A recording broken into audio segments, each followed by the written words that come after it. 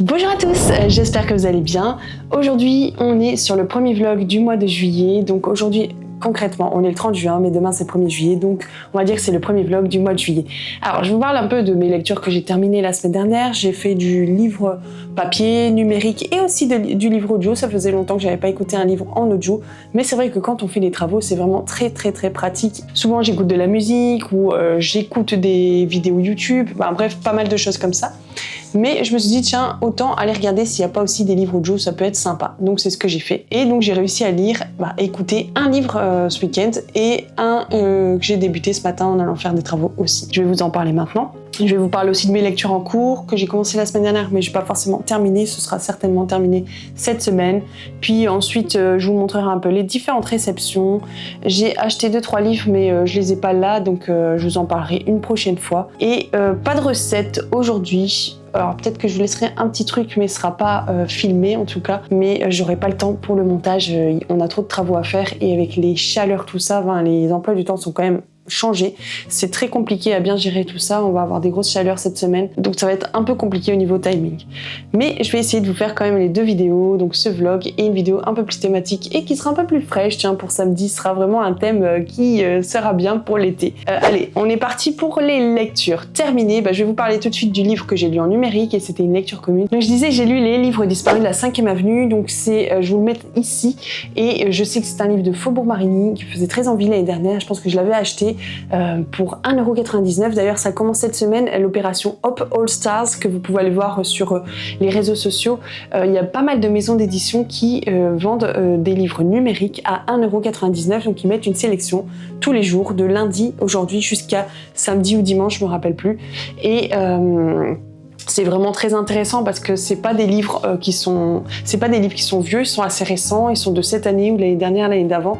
Donc si vous n'avez pas pu acheter tous les livres que vous vouliez parce que voilà, vous n'avez pas forcément l'argent nécessaire pour tout acheter, pour toutes vos envies, bien, je trouve que 1,99 € c'est vraiment le bon plan si vous voulez avoir des livres récents. Seulement, ils sont pas sous forme papier, c'est juste en version numérique, mais c'est déjà très bien. J'ai déjà regardé la sélection d'aujourd'hui. Si je m'écoutais, j'en achèterais 7, mais j'ai tellement de livres numériques qui m'attendent que franchement, je vais essayer d'en acheter très peu, sauf s'il y en a vraiment un que je comptais acheter par la suite à 1,99 €. Je me dis, c'est quand même pas mal, sachant qu'il n'y a pas de frais de port, il n'y a rien de tout ça, donc on paye 1,99 € et pas plus, et on a un livre qui est quand même récent, et s'il nous fait très envie, c'est vraiment le gros coup du siècle. Je reviens à ma lecture, donc les livres de la 5e, les livres perdus de la 5e avenue. C'est un livre dans lequel en fait on parle on est à 2 périodes, si je me rappelle bien. Oui, c'est à double temporalité, donc en 1913, 1914, un petit peu plus, sur quelques années. Puis ensuite, on est dans les 1990. Donc en fait, on a une famille en 1913 qui habite dans la célèbre bibliothèque publique de New York. Donc il y a des appartements pour cette famille-là. Et donc le mari travaille pour la bibliothèque et la femme, elle aide aussi un peu, mais elle est plus au niveau de s'occuper des enfants, de la maison, tout ça. Cette femme a des ambitions. Elle n'a pas envie de rester juste à la maison, elle a envie de faire plus. Et il y a le directeur de la bibliothèque qui lui dit que ça pourrait être sympa qu'elle s'inscrive à l'école de journalisme et qu'elle puisse se faire en un an. Il va l'aider un petit peu financièrement et pour le reste, il faudra qu'elle trouve par elle-même. Donc avec toutes les conversations qu'elle peut avoir avec son mari, au début c'est un peu houleux, tout ça, c'est pas forcément ce que lui il veut. Et il dit voilà, moi je suis là, c'est moi qui nourris la maison, t'as pas besoin d'aller travailler, mais elle a besoin de plus, elle se sent pas épanouie. Et donc toute cette histoire, elle va continuer jusqu'à ce qu'elle s'inscrive à cette école de journalisme, qui trouve un peu d'argent pour pouvoir financer tout ça. Elle a 2 enfants élevés à côté de ça, et donc elle prend vraiment plaisir à ça, elle fait de bons articles, elle aime beaucoup, elle rencontre d'autres personnes, des personnes qui sont un peu plus, on va dire, libérées. Elle est vraiment un peu dans le système, la famille un peu traditionnelle, mari, femme, le mari va travailler et la femme reste à la maison, s'occupe de la maison et des enfants. Et en fait, elle se sent un petit peu prisonnière de tout ça, elle a envie de plus. Et donc avec les personnes qu'elle va rencontrer, c'est ce qui va arriver, ça va lui donner des envies, des désirs qui sont légitimes, j'imagine, pour la plupart. Elle va faire des choix qui seront pas forcément les plus judicieux, ou en tout cas les plus logiques. Elle va faire des choix de cœur, elle va faire des choix peut-être aussi plus centrés sur elle-même. Tous ces choix vont porter à conséquence et on va voir que leur famille, elle va être un petit peu bousculée, tourmentée. Et par d'autres choses aussi qui se passent dans la bibliothèque, comme le titre de l'histoire, c'est les livres perdus. Il y a des livres qui vont se perdre et puis on va les soupçonner. Parallèlement à ça, en 1993, il y a une fille qui travaille dans la bibliothèque et en fait, on va savoir peu de temps après que c'est la petite fille de cette Laura Lyons, donc de celle de 1913. Et en fait, elle va apprendre plus de choses sur l'histoire de 1913 et elle va se rendre compte que chez eux aussi, en 1993, il y a des livres qui sont perdus et elle va se rendre compte qu'il y a peut-être des liens entre cette histoire de 1913 et là, maintenant, en 1993. Et donc, pareil, elle est un peu dans sa vie, elle est divorcée, elle n'a pas d'enfant, mais elle se sent un peu seule, elle n'a pas vraiment confiance dans les gens, dans l'humain. On va voir qu'il y aura quand même des bouleversements dans sa vie. Donc, en soi, franchement, c'est une bonne histoire. Moi, ce qui me dérange un petit peu, c'est qu'il y a des points pour lesquels ça m'a vraiment pas parlé et j'ai trouvé que c'était trop. Ok, c'est bien que la femme s'émancipe, j'ai rien contre tout ça, c'est très bien, il faut aussi que les femmes puissent poursuivre leurs rêves, qu'il n'y ait pas que les hommes, mais il y a des choses, je trouvais que pour moi c'était un peu trop, j'avais l'impression que l'autrice, elle poussait un peu trop les choses, et du coup ça me dérangeait, j'étais pas forcément bien par rapport à ça. Au niveau des livres perdus, je trouve ça dommage, j'ai l'impression en fait que l'histoire elle était pas assez centrée là-dessus, mais justement trop centrée sur la personne en elle-même, et du coup ça m'a peut-être un petit peu dérangée en fait. En gros, la fin de ma lecture a été un petit peu mitigée. Il y a des endroits où je me disais oh là là, j'ai pas envie de lire plus parce que on n'allait pas vers des choses que moi j'avais envie de lire et c'était pas ce que j'attendais par rapport à ce qui avait été écrit, ce qui avait été annoncé sur la 4e de couverture. Et c'est ça qui m'a un petit peu désolée, qui m'a un peu refroidi en fait. Je l'ai lu avec plusieurs personnes en lecture commune et il y a une personne qui a abandonné, il y en a une qui l'a mis en pause et je pense que l'autre elle l'a terminé. Donc vous voyez, c'était quand même assez mitigé. Alors les personnes qui l'ont abandonné ou mis en pause, c'est parce qu'il n'y avait pas assez de rythme, il n'y avait pas assez de dynamique dans le livre. C'est vrai que c'est assez lent, surtout le début. Mais ouais, donc c'est un petit peu mitigé. Je pensais vraiment que ça aurait été beaucoup mieux que ça, mais bon, c'est tout. Parfois, il y a des lectures où on est un petit peu déçu. Mais c'est pas grave. Dans l'ensemble, c'était bien, mais il y a pas mal de choses qui m'ont un peu refroidi et du coup, c'était vraiment mitigé. C'est ma conclusion globale. Allez le lire si vous aimez lire un livre sur des librairies, des bibliothèques, sur des livres, sur des fictions historiques, sur des femmes qui ont envie de plus dans leur vie, qui ont envie de s'émanciper, voilà, ce genre de choses. Je pense que vous pourriez aimer. Le deuxième livre que j'ai terminé la semaine dernière, je vous en ai pas du tout parlé, je pense, parce que je l'ai lu très rapidement en 2 jours, c'est La gravité des étoiles de Pascal Joy. Aux éditions City, et franchement ça c'est un livre que j'ai énormément aimé. Donc là on est plutôt dans une fiction contemporaine et on a des thématiques qui sont assez fortes. Donc déjà on va suivre l'histoire de 2 femmes dans ce livre, dans ce roman. On a Rosalie qui est embauchée en tant que femme de ménage et on a aussi Constance donc qui revient vivre dans sa maison, la maison de sa grand-mère mais qui est décédée depuis un moment mais qui lui a été léguée. Elle y a vécu un certain temps. Elle est partie et là elle est revenue. Et on va se rendre compte en fait qu'elle n'a pas eu une vie facile dans cette maison. Au départ si, mais après il y a eu des complications. On va voir que dans sa vie, elle a perdu vraiment goût à la vie pendant un grand nombre d'années parce qu'elle a fait des choix qui n'ont pas été bons pour elle. Et en gros, les thématiques dans tous les cas, c'est tout ce qui est violence conjugale, violence verbale dans le couple. C'est surtout ce thème-là. Ça se retrouve chez ces 2 personnes-là et on va apprendre en fait chacune de leurs histoires à elles 2 et on va voir qu'il va se créer quelques liens. Et dans cette histoire, ça va être très émouvant, ça va être très percutant et surtout, c'est assez dramatique. C'est pas quelque chose où voilà, on sera en joie, on va être heureux de lire. Mais il y a une finesse dans l'écriture.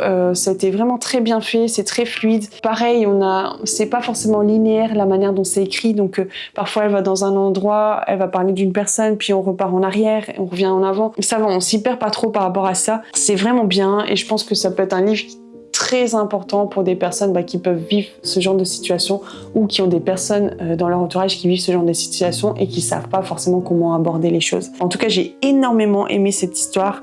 Si vous aimez lire sur ce genre de thématique, courez lire ce bouquin-là parce qu'il est vraiment, vraiment bien. Ensuite, j'ai terminé. Alors, j'ai reçu une BD la semaine dernière, donc je vous montre une des réceptions que j'ai eues la semaine dernière et je l'ai lu directement hier, je pense, dans l'après-midi. C'est Scarlet Queen, volume 1, donc il y aura 2 tomes. Ça a été écrit par Kurt McClung et Noémie Tedeschi, donc auteur-illustrateur, aux éditions Draco. Donc je vous montre un peu la BD là. Je peux vous montrer la 4e de couverture. Ici on est dans l'imaginaire, c'est vraiment de l'imaginaire. Hop, je vous montre quelques planches, peut-être que...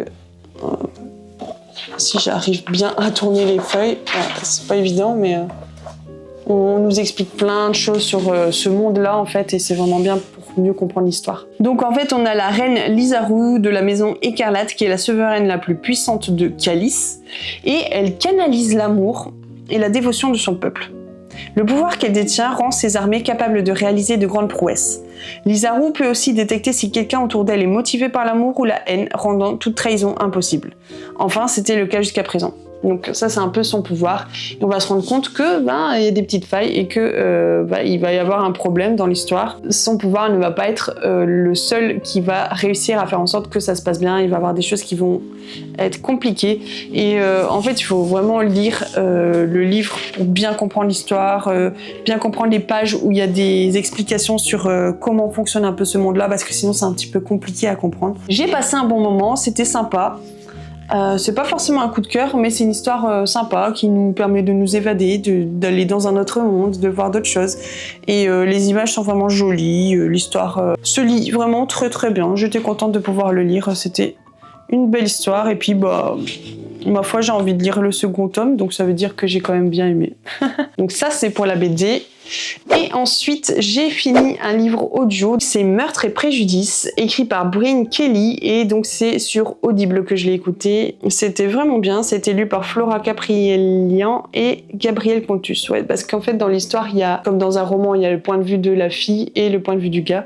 Et donc, si je me souviens bien, les prénoms, parce que moi j'oublie vite, même si j'ai terminé ce matin, on a Amelia et Tom, voilà ça. Donc on a Amelia qui est américaine et qui a vécu une situation vraiment très traumatisante chez elle quelques temps plus tôt, et donc elle a vraiment besoin de souffler, d'essayer de reprendre goût à la vie, parce que depuis cet événement très tragique, elle ne vit plus vraiment, elle est dans la peur constamment, dans l'insécurité. Elle part en Angleterre sur la voie de Jane Austen. Donc là on a vraiment une histoire qui va un peu... Si vous aimez, vous avez compris le titre, Meurtre et Préjugés. Si vous aimez Orgueil et Préjugés, vous aimerez vraiment ce petit cozy mystery, un peu romance. Franchement, c'est surtout là-dedans, cozy mystery romance, j'ai envie de dire ça. C'est vraiment sympa, c'est une lecture tout doux, que moi j'ai vraiment apprécié écouter pendant que je faisais mes travaux. Donc Amelia qui va aller en Angleterre sur les traces de Jane Austen, qui va visiter les endroits où ont été filmés le film, où ont été écrits l'histoire, et elle va rencontrer un certain Tom, donc qui est l'héritier d'un manoir en fait, par inadvertance. Elle va le rencontrer, normalement c'était pas prévu, et en fait ils vont se rendre compte qu'ils se plaisent bien, tout ça, ils vont passer la soirée ensemble, voilà, ils vont faire un peu plus, et le lendemain on a la policière qui vient chez Tom et qui dit voilà, il s'est passé quelque chose chez vous,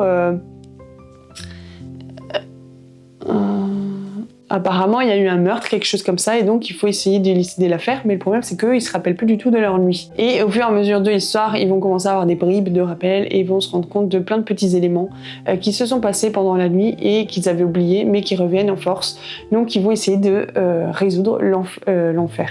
Ils vont essayer de résoudre l'enquête ensemble, et forcément ça va les rapprocher, ils vont apprendre à se connaître toujours plus. Franchement c'était très sympa, je vais pas en dire plus parce que ça sert à rien, mais si vous aimez les romances, mais vraiment toutes douces, si vous aimez les cozy mystery, si vous aimez Jane Austen, un peu ce genre de bouquin-là, franchement, vous pouvez très bien aller écouter ce livre-là. Moi, je l'ai écouté sur Audible, j'avais pas besoin de crédit parce que c'est des livres qui sont inclus dans l'abonnement. Donc, si vous payez déjà l'abonnement, vous avez quelques livres que vous pouvez écouter gratuitement sans aucun crédit. Et donc, comme j'avais pas de crédit, puisque c'est mon mari qui les utilise, j'ai été voir un peu ce qu'il y avait gratos. On va dire, gratos, c'est une façon de parler, puisqu'on paye quand même l'abonnement. Mais tous ces livres qu'on peut lire en plus et qui ne demandent pas de crédit. Et j'ai regardé celui-là, je me suis dit, tiens, ça peut être sympa. Et franchement, je suis vraiment contente. L'écoute, elle fait environ 8 ou 9 heures, si je me trompe pas. Donc c'était sympa. Voilà un peu pour toutes les lectures que j'ai terminées la semaine dernière. Et maintenant, je parle des lectures en cours. Donc au niveau des lectures en cours, puisque j'ai celui-ci avec moi là maintenant, je vous montre celui-ci, donc que j'avais commencé déjà il y a 2-3 semaines. C'est Là où le vent me portera. Je vous avais dit que ça parle vraiment de l'identité de la femme, de comment s'épanouir. Ça parle vraiment de Marie-Fanny Duflé qui va raconter un peu sa vie sous forme de poèmes contemporains et c'est vraiment sympa. J'en ai lu quelques-uns ce week-end et je me disais que ça pouvait être sympa de pouvoir peut-être vous en lire un. Comme ça peut vous donner un peu une idée de ce qu'elle écrit, des sujets qu'elle écrit. Et alors celui-là il est trop long donc je vais peut-être pas lire. J'en avais un tout petit ici qui peut être sympa. Ouais, c'est très court donc ça peut être sympa. Donc le titre c'est « Sois rempli de gratitude. Ce sera toujours le printemps pour un cœur reconnaissant. Ce sera toujours l'hiver pour un cœur amer. » J'ai trouvé ça vraiment joli et c'est très parlant en fait de notre vie. Si on est toujours dans l'aigreur, dans l'amertume, dans toutes ces choses-là, ça va être difficile de voir les belles choses qui nous entourent, même les simples petites choses qui sont vraiment petites mais quand même jolies dans nos vies. Et on a vraiment souvent, en tout cas, moi je parle de ma propre vie, mais voilà, vous voyez avec la vôtre, mais souvent on est peut-être enclin à aller plus vers le négatif, voir le négatif dans ce qui se passe dans une journée et puis on oublie très vite les choses qui se sont bien passées, les belles choses qui ont eu lieu. Et je trouve ça vraiment dommage et je parle pour ma propre vie d'abord parce que j'ai un peu tendance à certains moments à aller plus vers le négatif que le positif et juste ce petit poème de 4 lignes avec ces petites rimes m'a vraiment redonné un petit effet de boost et de me dire eh oh, recentre-toi sur les choses qui sont importantes, recentre-toi sur les bonnes choses qui t'entourent et remercie déjà pour tout ce que tu as déjà eu de bien dans ta vie et c'est ça qui va faire aussi que tu auras encore plus de choses qui vont bien se passer et que tu vas voir le beau qui t'entoure parce que souvent on est aveuglé par nos mauvaises pensées sur ce qui est beau autour de nous. Voilà, donc je continue et je vous en reparlerai prochainement. Je vous relirai peut-être un petit poème une fois de temps en temps si vous avez envie, si ça vous intéresse aussi. Ensuite, j'avais les chroniques du dimanche de Hervé Bellec, je vous en avais parlé aux éditions Palémon. Je suis dans une lecture un peu mitigée, je suis un petit peu déçue. Je pensais vraiment que j'allais aimer ce bouquin-là, que j'allais rigoler. C'est censé être drôle et en fait, c'est pas forcément mon humour. Du coup, je lis, mais il se passe pas forcément. Il n'y a pas vraiment de lien entre moi et ce qui est raconté dans ce livre-là. Donc, je suis un petit peu mitigée. Je vais quand même continuer à le lire, le terminer cette semaine parce que il est assez court. Et essayer de voir s'il n'y a pas des choses qui me plaisent, mais pour l'instant, je suis assez mitigée, c'est pas forcément un livre qui me plaît plus que ça. Une lecture en cours que là j'apprécie vraiment pas trop mal, c'est Fanny Brucker qui a écrit La vie c'est pas un truc pour tout le monde aux éditions Lithos, donc en version poche. Et donc ici, je vous en avais parlé dernièrement, c'est une histoire qui m'intriguait, mais vraiment beaucoup parce que alors moi j'aime pas trop les histoires avec des grands age gap, des écarts d'âge entre des personnes qui s'aiment bien et là pour le coup c'est vraiment ça, mais justement c'était très intriguant en fait. C'est une fille qui a presque 20 ans qui est censée se marier avec un homme qui est quasiment de 60 ans. Je me dis mais qu'est-ce qu'elle peut vraiment trouver une personne de 60 ans? Est-ce qu'elle cherche plutôt un père là-dedans, une vision paternelle? Et on va en parler dans le bouquin justement. Déjà ce que j'aime bien dans ce que j'ai lu à peu près la moitié si je me trompe pas, 160 pages sur 320 et franchement c'est sympa, j'aime bien l'écriture, c'est très bien écrit, les chapitres sont pas très longs et donc on en apprend un peu plus sur cette fille, Suzanne, qui va avoir ses 20 ans, elle va fêter son anniversaire, tout ça, qui va épouser Léonard, sexagénaire, charismatique, qui tient une entreprise de pompes funèbres. Et sa pompe funèbre, elle s'appelle son entreprise Tu tombes bien. J'aime bien le jeu de mots. Et donc en fait, on en apprend un peu plus sur cette fille qui est assez renfermée, qui dit rien, qui parle pas, qui écoute, c'est souvent sa mère qui parle pour elle. Et sa mère, elle est un peu, pas forcément possessive, mais elle va répondre à sa place, va essayer de l'accaparer pour qu'elle passe plus de temps avec elle. Du coup, elle va pas forcément avoir d'amis. Ouais, donc c'est un peu possessif finalement. Son père n'est plus là depuis un certain nombre d'années, donc on en apprend plus sur tout ça, comment ses parents se sont séparés, sa vision du père, de sa mère. Il y a sa tante Lavinia qui va venir, alors qui est complètement excentrique, qui est différente de sa mère, et qui va la pousser un peu dans ses retranchements, qui va essayer de savoir pourquoi elle veut se marier avec cet homme-là. Elle va essayer de l'emmener dans une soirée dansante, ce genre de choses, là où elle va pas, dans un spectacle. Et donc c'est vraiment sympa parce qu'en fait ce livre-là, je trouve qu'on est plus dans la psychologie du personnage en fait, pourquoi cette fille elle est comme ça. Et avec les personnes qui l'entourent aussi, on va essayer d'en apprendre un peu plus. On va creuser vraiment sur ce personnage et ce qu'elle a en elle et ce qui a fait qu'elle est ce qu'elle est aujourd'hui. Donc c'est pas mal. C'est une fiction contemporaine sympa. Si ce que je viens de vous dire vous intéresse, vous pourriez aimer ce bouquin-là. Donc je pourrais vous en parler un peu mieux lundi prochain puisque je l'aurai certainement terminé. Au niveau des lectures communes, alors je vérifie sur mon téléphone. Je pense que j'ai autre chose en numérique. En audio déjà, j'ai commencé ce matin, donc après avoir fini l'autre, 5 articles maximum de Claire Renaud. Et je l'avais vu sur NetGalley il y a quelques mois et j'avais envie de le lire mais ça m'avait été refusé. Donc là je suis contente puisque je peux l'écouter en audio. Donc là on est vraiment encore dans une fiction contemporaine et pour le coup donc on est dans un magasin en fait et on a la vision de la vendeuse, la vision des acheteuses, des personnes qui veulent venir dans le magasin et sur un peu les habits en fait, ça fait quoi sur nous, comment on est au niveau du caractère, de la personnalité. Il y a des personnes qui se cachent, qui vont acheter des habits pour se cacher, se camoufler. Il y en a qui vont se mettre en valeur et je trouve ça vraiment sympa. Je suis qu'au début, j'ai lu quelques chapitres, mais j'aime bien comment c'est raconté et je vous en dirai plus la semaine prochaine, mais c'est vraiment sympa, je passe un bon moment. Et en fait, pour l'instant, moi, ce qui me plaît en lecture audio, j'en ai pas écouté tant que ça, mais c'est plutôt en général des lectures comme ça, tranquille, un peu feel-good contemporain, où il faut pas trop réfléchir.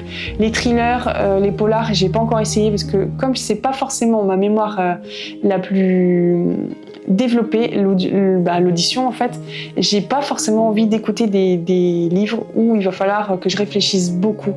Et ceux-là, comme je suis en train de faire quelque chose, c'est vrai quand je cuisine, je fais des travaux ou autre, on fait quelque chose en même temps, on n'est pas complètement centré sur l'écoute, et bien je préfère avoir des écoutes de ce genre-là en fait.